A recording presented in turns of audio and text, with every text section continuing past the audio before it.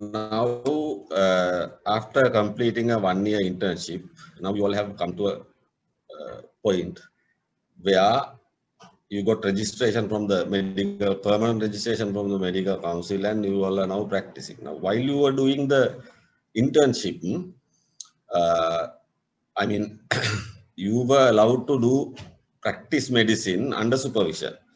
The consultant was responsible for your act. Now, the problem is now you all are independent doctors. Now you all are responsible for your actions. And sometimes you might get into trouble where the medical legal duties are concerned. So now, once you obtain the permanent registration in the medical council, you get certain privileges. For example, say you can use the title doctor in front of your name, and also you can issue death and medical certificate. Actually, we don't issue death certificate; we issue the death declaration only. But still, so the medical service, as you are aware, you were not paid a salary during your internship because the government can't pay your salary because you don't have permanent registration. Now, as you all are having permanent registration, you can charge a fee for your service. That's why you are paid a salary, and also you can start a private practice and earn money. And also you can prescribe, handle, and keep dangerous drugs in your possession. So these are some of the privileges you get. In addition, the doctor will be bound by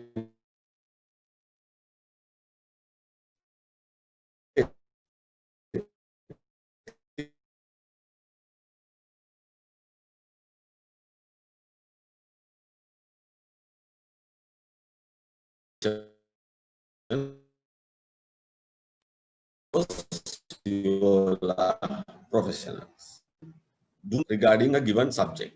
This knowledge is human beings. Sometimes we might use these privileges for the benefit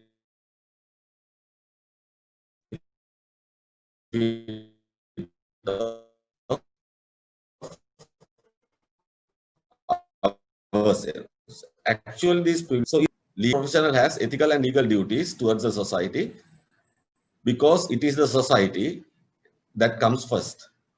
So you whatever the decision you take should be benefited by the society as well as towards the patients. So patients are our clients. If you don't have patients, they don't need doctors. Therefore, if a patient comes to you, ask him for help, it is your duty to help him to utmost, right? Towards the colleagues, now medicine is not a single-handed job. I mean, somebody thinks that you can practice medicine single-handedly, that's false.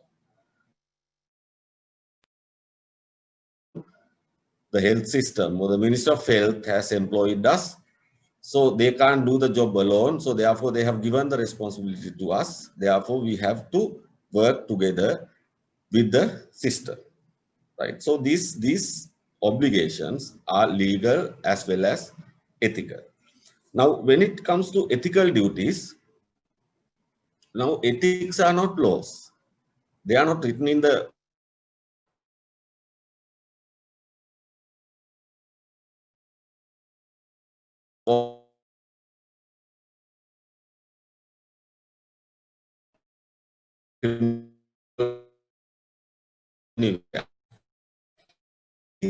laws, but these are more duties.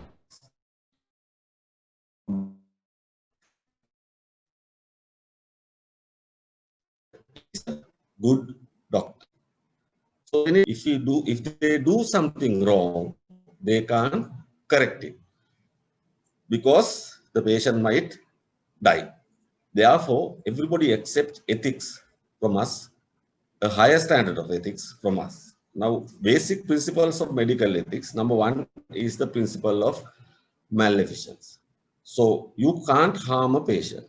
Any decision you take while treating a patient should be for the betterment of the patient. Now, you might do a surgery, you might do something else, but still you can't harm the patient. It should be for the benefit of the patient. Principle 2 is the beneficence. So your decision should be benefited by the patient, only by the patient, not by the bystander, not by the system, or not by anybody else. But there are differences. For example, say sometimes we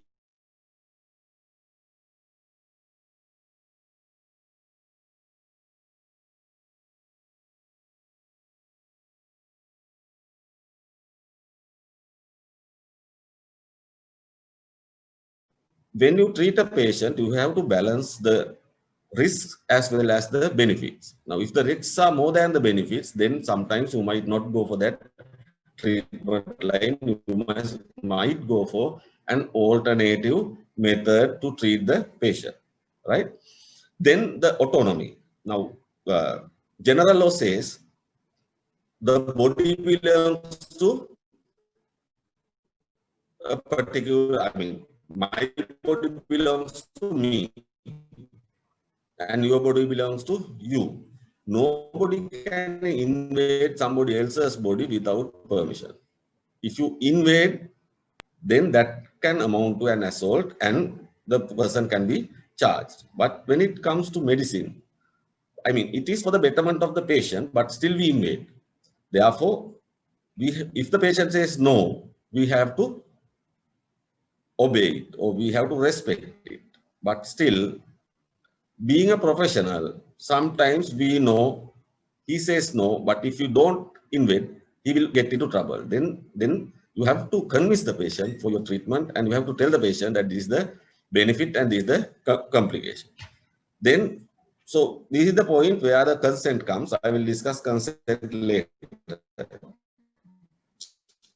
The principle of accuracy.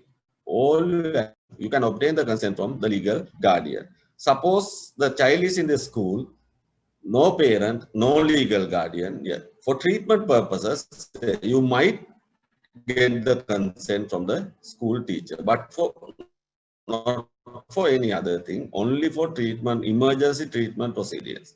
Now, suppose it's a street child and there is no parent, no legal guardian, nobody is there, then you can inform the head of the institution saying that this child needs this treatment and there's nobody to get consent. It's an emergency. So I am proceeding. Then the director or the head of the institution has the legal authority to give you permission to treat the child for the benefit of the child. Unconscious patients, sometimes you have to do emergency procedures. Still you can do, because there is this legal concept called the necessity legitimates an otherwise wrongful act. So therefore, you can treat a patient if it is necessary to save the patient's life. In good faith, you can treat a patient without consent to save the patient's life, right? The law will consider your actions as legitimate, may consider your actions as legitimate, right? So sometimes parents will refuse treatment for a child. For example, say there are certain religious groups where they don't take anything outside to their bodies. Sometimes parents may say not to transfuse blood to a child. Then there is a system in the law. You can inform your head of the institution, and then you might get a temporary custody order from a magistrate. I mean, it's a long procedure. I am not going to explain the procedure here, but still there are provisions when there is refusal of consent, right? Unlike the past, patients are demanding, you will get into trouble. Think twice. Now, then the other necessity is the chaperone. Now, about 2 months back, I went and gave evidence in High Court where a doctor has examined a female without the chaperone. Now, the female, the allegation is to say that she was trying to sexually harass the female. There is no eyewitness, but still our law goes by the statement given by the female because we can't exclude that. So it should be decided by a court. So it will be, there will be long court procedures. Therefore, it's better to have a chaperone when you examine a patient. Now this chaperone business is there, written there in the health minutes, as well as it's an ethical need as well as a legal need. I mean, now the giving consent by a patient does not mean that the doctor can do whatever he wants. Now, there are restrictions for us, ethical restrictions for us. So we have to think, right? Now, a male doctor, if a male doctor examines a female, you should have a female chaperone. If a male doctor examines a male, you might have a male or a female chaperone depending on the situation. If a female doctor examines a female patient, yeah, better to, and if a male doctor examining a male, sometimes you might think that I am a male and he is a male and I can examine. No, there are allegations. Even recently, there was an allegation against a doctor by a child of 14 years old. I mean, you never can say what will happen. So therefore, have a chaperone by your side. A female doctor examining a male, you can have a male or a female chaperone. A male doctor, there's something wrong in this thing, but still, a male doctor examining a mother with a child, you have to have a female chaperone. If a female doctor examining a mother and a child, you may get a female chaperone. Given evidence in several occasions in court of law.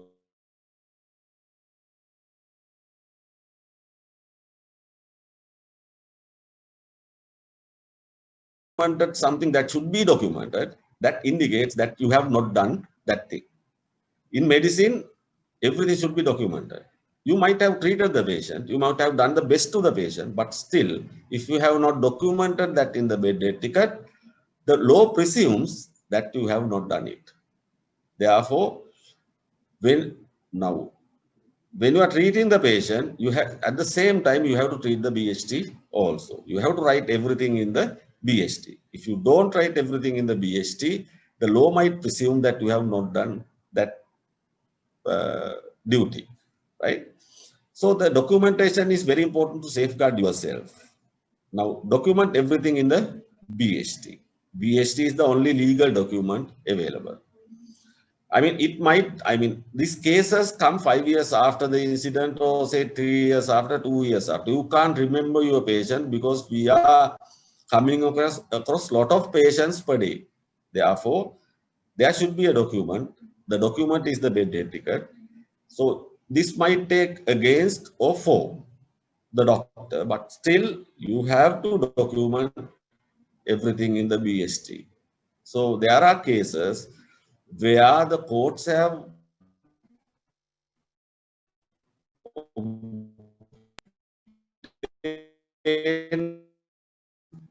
opinion from judicial medical officers regarding these sort of incidences to say whether it's correct or wrong. And also the other thing you have to think about is the Right for Information Act. This Right for Information Act, in that act, it says there's a separate section for no. The other thing is, in our system, we can't refuse patients. Because the contract is between the Director General of Health Services and the people of this country. Now he has told the population, look here, I have hospitals, you come, I will treat freely. But he can't do it alone, so he has employed us. So the direct contract is between the Director General and the people of this country. You are just an employee of the Director General, fulfill that contract. Therefore, you can't refuse a patient in government practice. Whoever comes to you, it is your duty to treat, and it's your duty to advise, and it's your duty to look after the patient. But in private sector, it's different because the contract is between you and the patient, and you might decide. But if you refuse a patient in private sector, you can refuse, yes, provided the patient has enough time to find the second doctor and he has no life-threatening condition, and he should accept your refusal. Now, if something happens between your refusal and going to the second doctor, you are totally responsible, right? So there are these cases called medico-legal cases. Now, these medico-legal cases, most of these medico-legal cases are handled by the judicial medical officers. Treatment is given by the ordinary medical officers, but the medico-legal aspect is handled by the judicial medical officers. Now, these are patients who are alive, and you have to do, you have certain medical legal obligations regarding these patients. All injuries due to violence and accidents, self-inflicted injuries, sexual assaults, child abuse, criminal abortions, any suspicious injury, and you should inform this to the relevant police station. Now, there is an argument to say that doctors have no legal obligation to inform these cases. Yes, I agree. Because there is no law for us to inform these cases to police. But the general law says if a citizen of this country or a person in this country thinks that there is a crime happening or a crime is going to be happen, he has all his legal obligations to inform the relevant authorities, right? So therefore, it is your duty to inform, and we are continuing this as a practice. So you can't get away from this practice. You should inform the relevant police station regarding the MLEF. Sometimes there is a question. This question is asked by most of the medical officers and nurses. If the patient says not to inform, can we not inform to the police? No, you can't.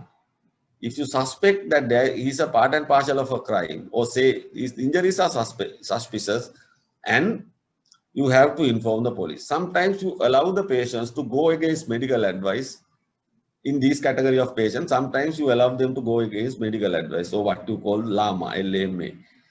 Don't allow them, because you can't decide on that. Now, you inform the police. If the police comes and tell you that they are not issuing a MLEF because there is no case in this, still, you can ask the police to write it in the BST.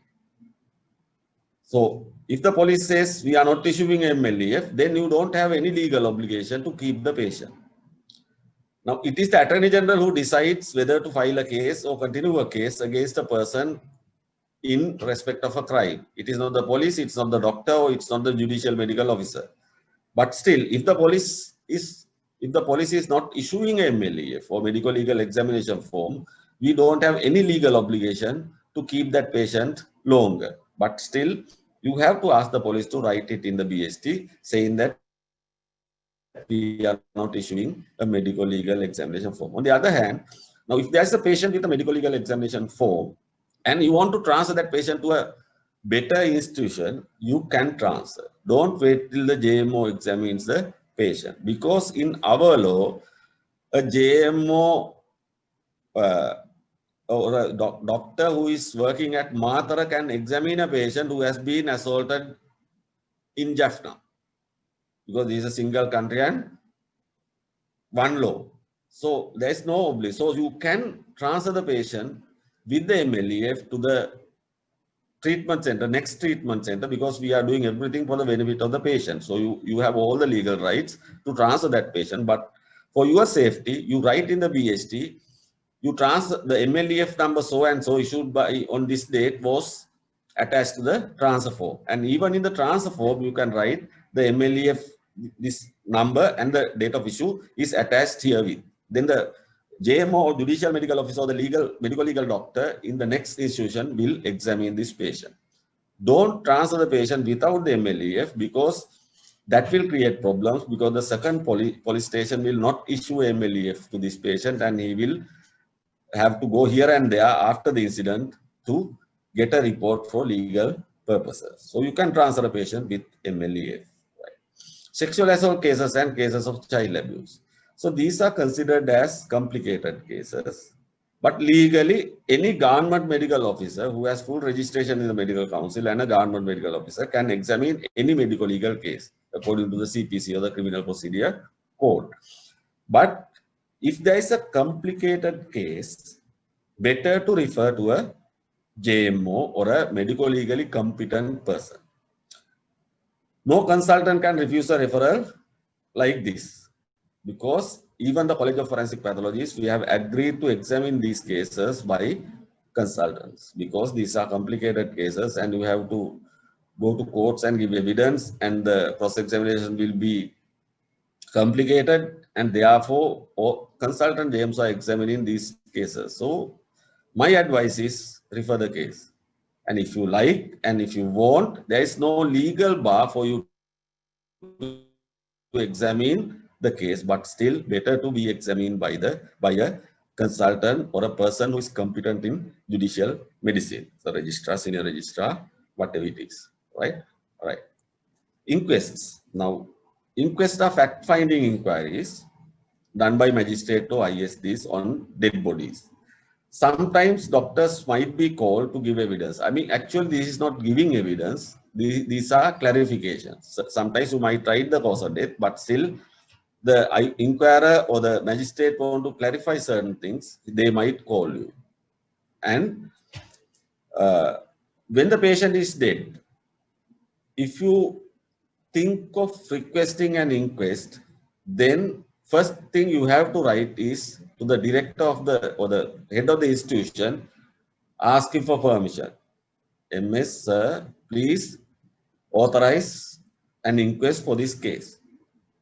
Then write to the police for arranging an inquest. So you can write to the police post if there is a police post in your hospital, or if not the closest police, to arrange an inquest. They will do everything else, informing to the magistrate or the ISD and informing the relatives and getting down the relatives, and everything is done by them, not the judicial medical officer of your institution. Once the authority or the order is given for a post-mortem or examination, the judicial medical officer comes into the scene, right? Now, there are two types of inquests, category A and category B. Category A are, according to the Criminal Procedure Code, there are certain deaths occurring under certain circumstances requires an inquest. Right. There is this category B. By practicing the state health service, that is the Ministry of Health, certain deaths occurring under certain circumstances are referred for an inquest. Now, this category A consists of all unnatural deaths. So these are legal requirements. These are laid down in the law, in the Criminal Procedure Code. All unnatural deaths, homicides, suicides, accidents, attack by animals, caused by machinery. All suspicious death. If you think that you can't come to a conclusion regarding the manner of death, yes, you have to request for an inquest. Then death due to an act that could amount to criminal act. For example, say rash and negligent act, like say road traffic accidents or criminal abortions. Then sudden unexpected death where you don't have a cause of death. If you don't have a cause of death, you can't go for a pathological postmortem. You have to go for a judicial postmortem through an inquest. Deaths where medical cause of death is unknown. All deaths occurring in a mental hospital or leprosy hospital. We don't have leprosy hospital now, but the law says, right? Deaths while in police custody or prison custody. So now, suppose the person is in custody, but he was treated in the hospital, still it should go for a for an inquest. Now, pathological postmortems cannot be done to ascertain the cause of death. Before you request for a pathological postmortem, you should have the cause of death or the death declaration written in the book. Then, after writing the death declaration, you have to get the consent from the next of kin. And also the director of the administrative head of the institution should authorize the pathological postmortem. Pathological postmortems have nothing to do with judicial medical officers. They are done by the clinicians and the pathologists. What we do is only we provide the facility and the equipment and a laborer sometimes, right? So pathological postmortems are done to ascertain the extent of a disease or the response to treatment or complications due to treatment, not to ascertain the cause of death. You have to have the cause of death before requesting a pathological postmortem. Category B, so there are circulars of health ministry as well as the justice ministry, but these are not in the CPC, but recently they are going to change the law and they might add certain things to the criminal procedure code. Maternal deaths, deaths following surgery or invasive procedure and anesthesia, tetanus, rabies, following blood transfusion, following immunization, when drug reaction overdose is suspected as a possible cause, death of an unidentified person, then alleged medical negligence or medical malpractices. So most of these things are to avoid the allegations towards the Ministry of Health or the health system. But still, you have to go for an inquest. You can't release these bodies from your ward without an inquest, right? Then when you refer a case to a consultant JMO, for example, say you are working in a periphery and there is this postmortem, you feel like not doing the postmortem and you need to refer this postmortem to a specialized unit. Write a letter stating the reasons for referral. Why you refer this case to a specialized institution. They don't write that you can't or you are not competent to do the postmortem examination, because for that you might, if somebody complains, you might be charged for incompetence in the medical council as well as in the system. Therefore, write that in your opinion, you think that the case or the postmortem needs the opinion of a consultant JMO. Then nobody can refuse it.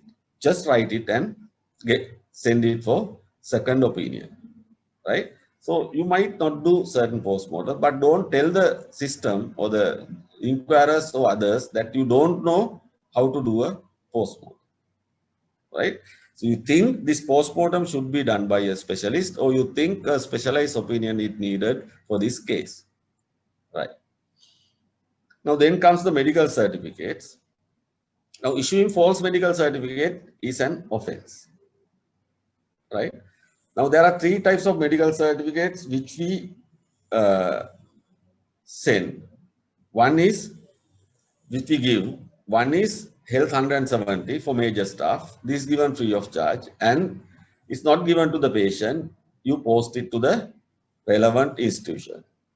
Health 231 for minor staff, free of charge, but still you don't hand it over to the patient. You post it to the relevant institution. Then Health 307 or private medicals. So this is given after payment. You can't issue private medical without payment. So you have to ask them to pay and get the receipt to you. Then you attach the receipt to the counterfoil and then you issue the private medical certificate. You can give it to the patient, but get a signature in the counterfoil that he received the medical certificate. Now, in general, leave is for maximum of 3 months, 1 month at a time for 2 months, and 2 periods of 2 weeks. This can be changed. I mean, always this can be changed. But still, this is the accepted method. Should not cover more than 5 days of past absence. And if beyond 3 months, recommended to medical boards, but always the consultants can decide and they can change this rule. But this is the general rule. When it comes to alcohol, now I have seen in BHTs, most of the OPD doctors as well as accident service doctors and doctors in wards write alcohol plus, alcohol 2 pluses or alcohol 3 pluses. This is no way an international classification of consumption of alcohol.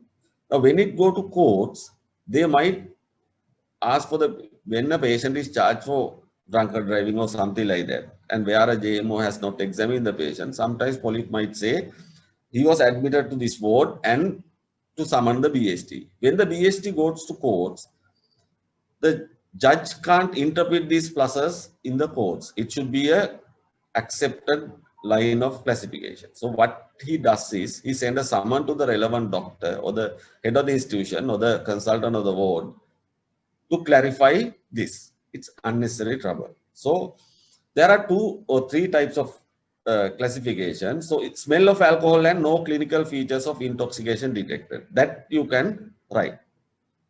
Then the patient is under influence of alcohol. To decide a patient is under influence of alcohol, you have to do certain tests and you have to exclude certain natural diseases. So that can be done in, say, a short time, but still, if you can refer the guidelines issued by College of Forensic Pathologists, that it's in the web, I think.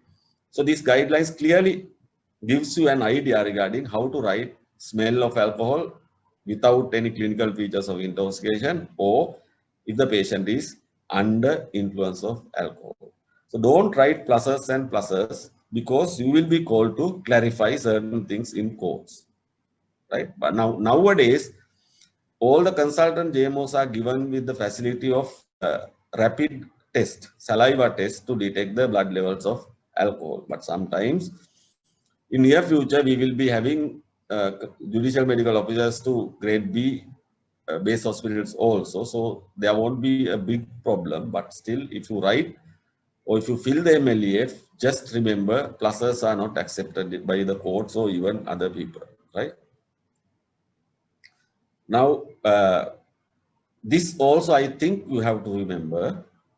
So there are things called serious professional misconducts. There are 6 A's a doctor cannot do, and there are about 12 F's. So I'm not going into details because this will be a separate lecture, but still, you can't do abortions. In our law also there is no provision to perform abortions, but still being a medical personnel, you know how to do an abortion without getting caught. But if you get caught, your registration can be permanently erased from the medical council. So abortion cannot be done. You can't, alcohol comes like this. Male doctors, you can drink and stay at home, or you can drink in a party, but you can drink and treat a patient. You can drink and come to work. Even E-Code says in Sri Lanka, it's zero tolerance. You can't have any amount of alcohol in your blood if you are a person who is working or a government servant, right? But you can't get addicted to alcohol. That will question your performance and your ability to treat a patient. So addiction and treating under influence of alcohol or after consumption of alcohol, you will lose your certificate registration. Then adultery. As mentioned earlier, doctors get enormous privileges. So you can visit homes, you can treat the patient, you can ask the person to remove his clothes. No one else can ask. A doctor can ask a person to remove his clothes. So sometimes doctor might take these things for their advantage. So if you take your profession as an advantage for your sexual gratification, then that is called adultery. You can have a affair with a patient and later you can marry that person. That is all right. But still, for your sexual gratification, if you use your professional powers, that is called adultery, and you can lose your registration. Then addiction, as the doctors can use means prescribe, keep, and dangerous drugs in your possession. They can't get addicted. If you get addicted to the dangerous drug, then your registration can be questioned. Then you can't advertise saying that I am the best for this procedure or I am best for this specialty or something like that. And also, you can't associate unqualified or unprofessional people in your professional work. You have to always have qualified people in your professional work. And also, so there are 12 F's, which I am not going into detail because the time is limited. So my take-home advice is don't get into trouble. Call the nearest JMO for opinion when necessary. You may call my office when you need help, right?